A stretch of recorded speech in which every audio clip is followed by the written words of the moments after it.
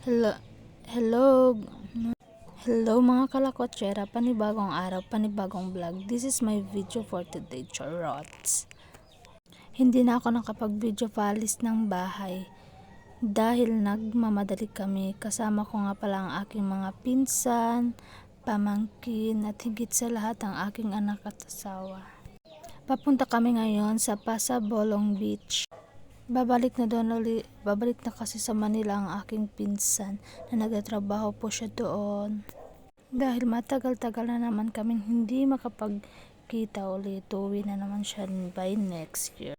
At eto na nga, nakarating na rin kami dito sa Pasabolong Beach.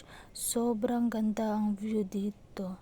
At napakasulit talaga, hindi siya nakakasawa balik-balikan. Mapapawaw ka talaga sa view dito. Sobrang ganda.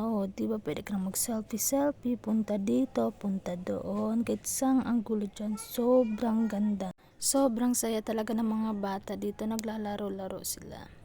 Tingnan mo dyan yung isang bata dyan, si Princess. Diba binuhusan niya